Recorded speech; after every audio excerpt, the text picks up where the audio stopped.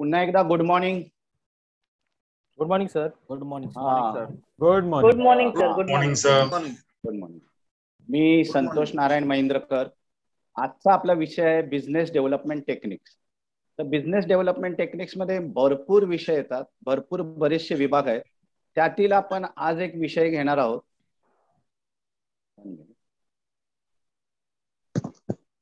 Break even analysis आणि business efficiency. Break even analysis कोणी कोणी काढलाय का आपल्या बिझनेसमध्ये?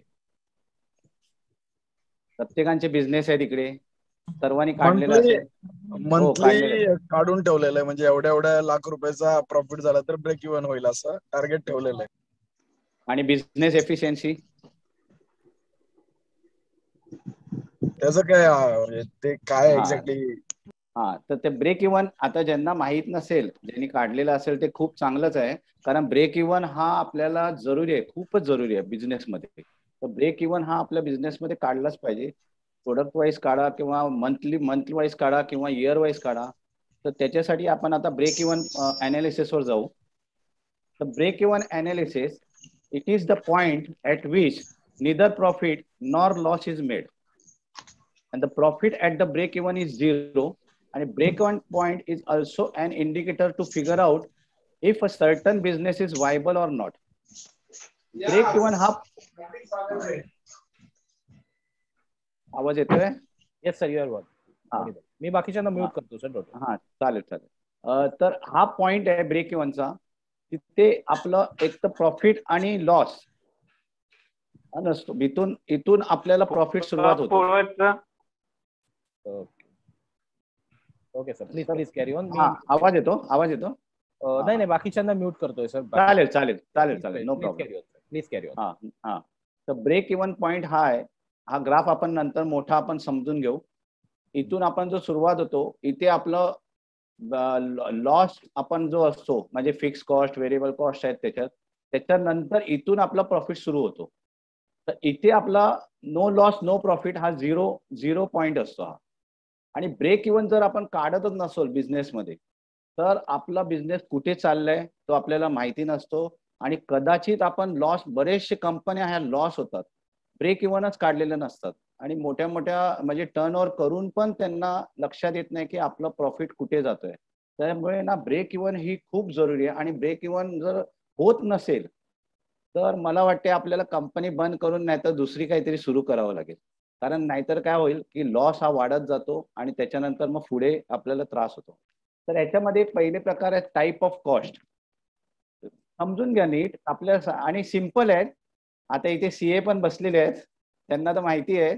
पण हे आपण जे कॅल्क्युलेशन आपल्याला माहिती नसतात, आपण टॅक्सेशन मध्ये एवढे हुशार नसतो, तर आपल्याला हे बेसिक नॉलेज हे आपल्याला माहिती पाहिजे. आणि ढोबळ काय काय आपल्याला बिझनेस मध्ये लागतात ते माहिती पाहिजे.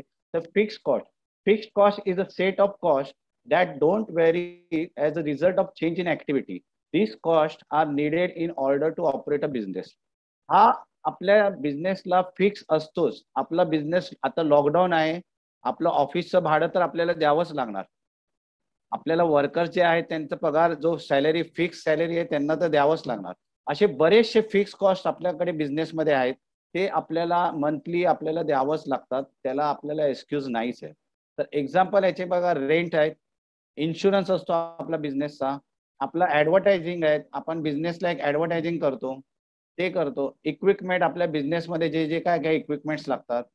पेमेंट्स ऑन लोन आपण घेतलेलं असेल त्याचं पण फिक्स EMI आपल्याला द्यावं लागत असेल, तर ते पण आपल्याला ना फुल फिक्स, म्हणजे जे काय आपल्याला फिक्स कॉस्ट येतील ते तुम्ही लिहावं लागणार की आपल्या बिझनेसमध्ये हे फिक्स येतात हे कॉस्ट. दुसरा एक आहे व्हेरिएबल कॉस्ट.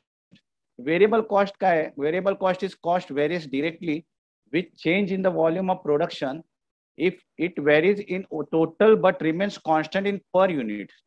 आता ज्यांचं मॅन्युफॅक्चरिंग प्रोसेस असेल तर त्यांना प्रोडक्ट वाईज व्हेरिएबल कॉस्ट लागत असतो. तर प्रोडक्ट वाईज व्हेरिएबल कॉस्ट लागल्यामुळे त्यांना प्रत्येक प्रोडक्टला जी कॉस्ट लागते ती, आता एका प्रोडक्टला जी लागते ती परत दुसऱ्या 100 प्रोडक्ट्सला परत ती वाढत जाते. तसं म्हणजे एक्झाम्पल बघा, पॉवर, इलेक्ट्रिसिटी बिल आपल्याला फिक्स कॉस्ट मध्ये पण येऊ शकते, कधी फिक्स असेल तर, पण फिक्स नसते. इलेक्ट्रिसिटी आज समजा 10,000 येत असेल, उद्या 12,000 येत असेल, तर हा चेंज होत राहतो. फ्युएल जे आपण कंपनीसाठी किंवा काही वापरत असेल, ट्रान्सपोर्ट्स आपले आहेत, ट्रान्सपोर्ट्स पण खर्च आपला व्हेरिएबल कॉस्ट मध्ये येतो. आणि हे काही कंपन्यांना लुब्रिकेंट्स, टूल्स, स्पेअर पार्ट्स वगैरे लागतात, हे सर्व व्हेरिएबल कॉस्ट मध्ये येतात.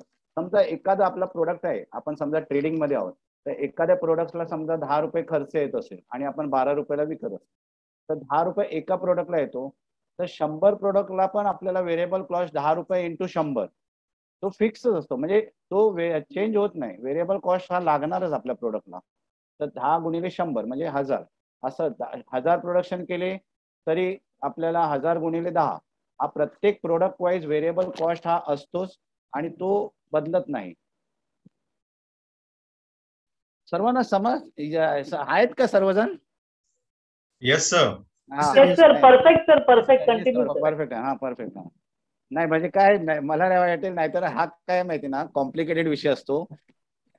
कॅल्क्युलेशन वगैरे असेल ना, तर आपल्याला बिझनेस वाल्यांना सर्वांना झोप यायला लागते. म्हणून समस्या नाही सर, सर्व जागलेलंच आहे सर. डोळे उघडे झाले सर. झोप उडवण्याचं काम करताय सर. बरोबर. तर सेल्स रेव्हेन्यू फॉर्म्युला हा सर्वांनी पाहिजे तर लिहून घ्या. म्हणजे आता हे सर्व जे पण पेपर्स घेऊन लिहून घ्या. आपण प्रत्येकांचं जे आपण बिझनेस करतो, जे सर्व्हिस मध्ये आहेत, प्रोडक्ट्स मध्ये आहेत, सर्वजण बघा. प्रोडक्ट इंडस्ट्रीमध्ये आता आपण जे युनिट सोल्ड करतो, म्हणजे नंबर ऑफ प्रोडक्ट्स आपल्याकडे असतील, त्याचं average price is equal to sale revenue.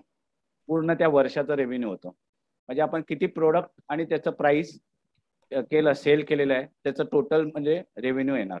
आणि सर्व्हिस इंडस्ट्रीमध्ये number of customers into average price of service.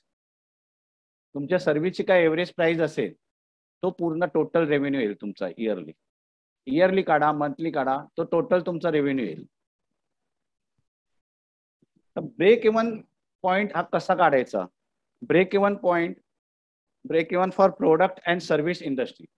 तर break even point in revenue मध्ये बघा, फिक्स कॉस्ट आहे आणि हा पीव्ही रेशो आहे. तर पीव्ही रेशो हा काय? Profit volume ratio. हे पाहिजे तर तुम्ही स्क्रीनशॉट घ्या, म्हणजे तुमच्याकडे असायला पाहिजे प्रत्येकाच्या बिझनेसकडे. PV ratio contribution divide by total revenue. तर कॉन्ट्रीब्युशन मार्जिन काय? तर टोटल रेव्हेन्यू आपला सेल झालेला आहे, त्याच्यात मायनस टोटल व्हेरिएबल कॉस्ट. हा लक्षात आली स्लाइड्स? याच्यावर आपण एक्झाम्पल घेऊन थोडं प्रॉपर डिटेलमध्ये जाऊ. प्रत्येकाने आपला एक जर पेन पेपर घेऊन आपला स्वतःचा एक फिक्स कॉस्ट किती आहे, व्हेरिएबल कॉस्ट किती आहे, एक ढोबळ जर काढलं तर तुम्हाला लक्षात येईल. आता एक आपण एक्झाम्पल घेऊ की आपला समजा सेल आहे 8 लाखाचा सेल आहे महिन्याला, आणि त्यामध्ये व्हेरिएबल कॉस्ट आपली होती प्रोडक्ट वाईज. समजा ट्रेडिंगचे प्रोडक्ट्स असतील किंवा प्रोडक्ट आपल्याला जे ट्रान्सपोर्टेशन किंवा एक्सपेन्सेस येत असतील व्हेरिएबल, ते 4 लाख आहेत. आणि आपला एक फिक्स कॉस्ट आहे रेंट वगैरे, जो 1 लाख आहे. आपल्या ऑफिसचा रेंट येईल, काही येईल, तो 1 लाख आहे. तर आपल्याला ब्रेक इव्हन याच्यापासून काढायचं आहे. तर आपलं कॉन्ट्रीब्युशन मार्जिन काय? जो 8 लाख आपला सेल झालेला आहे, समजा मंथली आपण घेतला, त्याच्यात 4 लाख आपला व्हेरिएबल कॉस्ट मायनस केले तर 4 लाख बाकी आहेत. आणि पीव्ही रेशो हा जो contribution margin 4 lakh divide by आपला हा टोटल रेव्हेन्यू 8 लाख, तर 0.5 मध्ये आलेला आहे. तर ब्रेक इव्हन पॉईंट हा रेव्हेन्यू मध्ये येतो, जो आपला फिक्स कॉस्ट, जो पहिला फॉर्म्युला आपण पाहिलेला आहे, फिक्स कॉस्ट डिवाइड बाय 0.5, तर 2 लाख. म्हणजे कमीत कमी 2 लाखाचा आपलं सेल झालं, तिथे आपलं ब्रेक इव्हन झालेलं आहे आपल्या कंपनीचा. तर ब्रेक इव्हन त्याच्यानंतर आपलं प्रॉफिट सुरू होतो. त्या ब्रेक इव्हन मध्ये आपले सर्व खर्च, म्हणजे जे फिक्स कॉस्ट आहेत त्याचे खर्च गेलेले आहेत. तर हा आपण पूर्ण लक्षात घ्या. प्रत्येकाने आपापल्या पद्धतीने पेन पेपरने आपण तुम्ही ढोबळ काढू शकता. तर ब्रेक इव्हन अनालिसिसचा ग्राफ आहे, टेक्निकल ग्राफ आहे. According to diagram P shows the break even point where the income is equal to total cost and profit is 0. हा जो पॉइंट आहे या ग्राफ मध्ये, हे बघा, हा ग्राफ आहे, हा फिक्स कॉस्ट आहे. हे डॉटेड लाईन्स आहेत, हा फिक्स कॉस्ट आहे. ह्या PQच्या अगोदर आपल्याला हा लॉसच आहे. आपण चालू असते आपली कंपनी, पण हा लॉसच आहे. ह्याच्यानंतर आपला प्रॉफिट सुरू होतो. फिक्स कॉस्ट हा लागणारच आहे. फिक्स कॉस्ट नंतर आपला व्हेरिएबल कॉस्ट सुरू होतो. हे टोटल कॉस्ट येते, variable cost plus fix cost. आणि हा जो आपण प्रोडक्ट विकतोय, सर्व्हिस विकतोय, हा इन्कम आणि रेव्हेन्यूचा हा लाईन आहे बघा. ही इन्कम आणि ही जिथे मिळते त्या पी सेक्टर ह्याला, तिकडे आपला झिरो होतो, नो लॉस नो प्रॉफिट. आणि त्याच्यानंतर आपला इन्कम सुरू होतो. तर हा पीक्यूच्या अगोदर हा आपला लॉस आहे आणि पीक्यूच्या नंतरच आपला प्रॉफिट सुरू होतो. हा ग्राफ आहे, तो लक्षात घेतलाच नाही. सर्वजण आहेत ना? Yes sir. Yes, sir. Yes sir. Absolutely, sir. आहेत. थँक्यू. सर. नाही म्हणजे कोणाला काय विचारायचंय त्याच्यामध्ये ब्रेक इव्हन पॉईंट मध्ये, तर आपण नंतर घेऊ. Okay sir. हा, तर आता बिझनेस एफिशियन्सी. हा बिझनेस एफिशियन्सी कसं आहे की ज्यांच्याकडे प्रोडक्ट्स वगैरे आहेत, जे प्रोडक्ट्स विकतात, ट्रेडिंग करतात, तर त्यांना आपल्याला लक्षात येत नाही. काही वेळा आपल्याकडे स्टॉक भरपूर होऊन जातो किंवा हे लक्षात येत नाही की आपण कुठे चुकतोय, आपलं प्रॉफिट दिसतच नाही बिझनेसमध्ये. तर आपल्याला हा बिझनेस एफिशियन्सी, आपला स्टॉक जो आहे आपल्याकडे, तो किती वेळा रोटेशन करतोय, वर्षामध्ये किती वेळा रोटेशन करतो आणि आपल्याला किती मार्जिन आहे हे आपल्याला समजते. तर आपण बिझनेस एफिशियन्सीवर जाऊ. तर स्टॉक रोटेशनचा हा फॉर्म्युला आहे की sales divide by stock is equal to stock rotation. इथे आपल्याकडे प्रोडक्ट्स वाले पण आहेत भरपूर जण. समजा तुमचा वर्षाला जेवढा सेल झालेला आहे, समजा एखादा 1 लाख सेल पकडू आपण, आणि तुमच्याकडे स्टॉक राहिलाय फक्त 10,000 त्याचा. तर सेल्स डिवाइड बाय स्टॉक म्हणजे 10,000 भागिले केले याला, तर आपला 10 वेळा रोटेशन झालंय वर्षामध्ये. स्टॉकचं जे रोटेशन आहे ते आपल्या स्टॉकमध्ये रोटेशन येते. जर रोटेशन नाही होत असेल तर तिथे आपण अडकलेला असतो बिझनेसमध्ये. तर हा सेल्स डिवाइड बाय स्टॉक हा पण फॉर्म्युला खूप महत्वाचा आहे. Sales divide by stock is equal to stock rotation. तर बिझनेस एफिशियन्सी कशी काढतात? Business efficiency stock rotation into gross margin. आपल्याला मार्जिन किती आहे, आपला जो पण आपण प्रोडक्ट विकतो किंवा सर्व्हिस विकतो, तर आपल्याला मार्जिन किती आहे. तर ग्रॉस मार्जिन कशी काढतात? मार्कडाऊन मध्ये. कोणाला माहिती आहे मार्कअप आणि मार्कडाऊन काय आहे ते? हा, मार्कअप आणि मार्कडाऊन. No, sir. No, sir. हा, तर आपला हा फॉर्म्युला आहे बिझनेस एफिशियन्सीचा, stock rotation into gross margin. तर ग्रॉस मार्जिन हा मार्कडाऊन मध्येच काढायचा असतो. मार्कअप आणि मार्कडाऊनचा एक मी छोटंसं घेतो. समजा मार्कअप मार्जिन म्हणजे जो मार्जिन आपला आहे डिवाइड बाय कॉस्ट, आपली जी कॉस्ट आहे इंटू 100. आणि मार्कडाऊन मार्जिनचा फॉर्म्युला काय? Margin divide by MRP is equal to 100. हे खूप कॉम्प्लिकेटेड वाटते, किचकट वाटत आहे का? नाही, it's okay sir, please carry. इथे सिंपल करतोय, इथे सिंपल करतो. एक्झाम्पल, हा एक्झाम्पल घेतो. हे बघा, WSP म्हणजे समजा एक कॉस्ट आहे तुमची 100 रुपयाची वस्तू आहे. एखादी 100 रुपयाची वस्तू आहे, त्याच्यावर तुम्ही 25 रुपये मार्जिन ठेवलंय. तर तुमचा एमआरपी काय आला? 125. बरोबर आहे. 100 ची वस्तू आहे, त्याला 25 रुपये मार्जिन ठेवलं, 125 आला. तर मार्कअप म्हणजे काय? मार्जिन किती आहे? 25. कॉस्ट किती होती तुमची? 100 इंटू 100 म्हणजे किती येणार ती? 25%. 25%. 25% हा तुमचा मार्कअप प्रॉफिट आहे. पण आपल्याला एफिशियन्सी काढताना मार्कडाऊन प्रॉफिट काढायचंय. तर मार्कडाऊन प्रॉफिट काय आहे? मार्जिन किती आहे तुमचं? 25 रुपये. 25 रुपये डिवाइड बाय एमआरपी किती आहे? 125. 125 इंटू 100. मग हा किती येतोय? 20%. बरोबर. ऍक्च्युअल 20% तुमचं मार्कडाऊन आहे. लक्षात आला? Yes sir. हे सर्वांना लक्षात आलं ना? Yes sir. हो सर. हा, म्हणजे मार्कडाऊन आपल्याला कधी काढायचा असतो बिझनेसमध्ये. मार्कअप आपण विचार करत असतो, पण मार्कडाऊन आपला मार्कडाऊन मध्येच हा खेळ असतो. तर बिझनेस एफिशियन्सी बघा की तुमचं समजा प्रोडक्ट इंडस्ट्री आहे आणि तुमचं सेल 2 करोडचं झालेलं आहे आणि तुमच्याकडे स्टॉक आहे 25 लाखाचा. एखादा प्रोडक्ट आहे किंवा काही जणांचे मल्टिपल प्रोडक्ट्स असतील, तर हे मल्टिपल प्रोडक्ट्सला तुम्ही ऍड करा. आता आपल्याकडे अर्जुन सर वगैरे आहेत, त्यांच्याकडे प्रोडक्टची लाईन्स आहेत, भरपूर प्रोडक्ट्स आहेत. तर तुम्ही प्रोडक्ट वाईज करू शकता. तुमचं बाबा सॅनिटायझर सेल होतोय 1 करोडचा आणि स्टॉक राहिलाय 20 लाखाचा वर्षाला, आणि दुसरा प्रोडक्ट आहे, असे तुम्ही प्रत्येक प्रोडक्ट वाईज काढू शकता. तर आपण एक एक्झाम्पल घेतलं बिझनेस एफिशियन्सीचा. सेल्स आहे 2 करोडचा आणि स्टॉक आहे समजा 25 लाखाचा माझ्याकडे स्टॉक उरलाय वर्षाच्या शेवटी त्या प्रोडक्टचा. तर माझं स्टॉक रोटेशन किती झाला, सेल माझा 2 करोडचा झालाय, स्टॉक झालाय 25 लाखाचा, तर माझ्याकडे 8 वेळा हा स्टॉक रोटेशन झाला वर्षामध्ये. 8 वेळा मी रोटेशन केलं.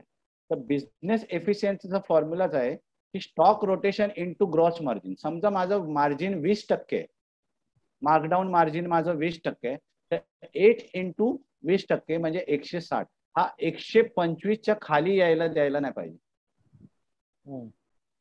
तर गुड एफिशियन्सी होते. तर आपल्याकडे जर 125चा समजा माझा 2 करोडचा सेल होता आणि जर माझा स्टॉक 50 लाखाचा राहिला असेल वर्षामध्ये त्याच प्रोडक्टचा, तर मी समजा स्टॉक रोटेशन माझा किती होईल, 2 crore divide by 50 lakh, 2 crore divide by 4 होईल. 4 येईल. मग 4 इंटू 20 किती येईल, 80. 80%. बरोबर. 80 हा आपल्याला 125 पेक्षा एफिशियन्सी, आपला स्टॉकचा जो एफिशियन्सी आहे हा खूप कमी आहे. तर आपलं गडबड होते की आपला हा ओव्हर एक्सेस स्टॉक होतोय 50 लाखाचा.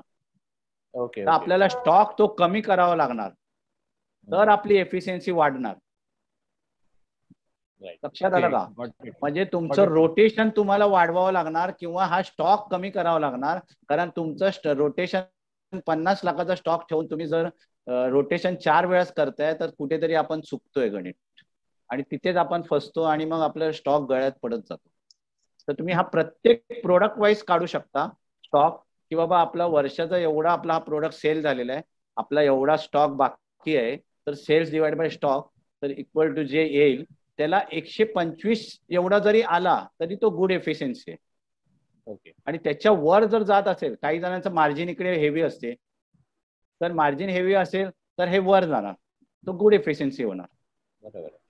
पण बेसिक आपण मार्जिन पकडले हे जे खर्च वगैरे जाता, तर हे एवढ्यापर्यंत आले पाहिजे. म्हणजे 125 तरी तुमचं कमीत कमी आला पाहिजे, तर आपण गुड एफिशियन्सी असतो. नाहीतर आपलं स्टॉक आपल्या गळ्यात पडतो, नाहीतर मग तो आपण स्टॉक कमी जास्त करून तो लेवलमध्ये आणायला पाहिजे, तर आपली एफिशियन्सी व्यवस्थित होतील आणि मग आपल्याला बिझनेस ग्रोथ करता येईल.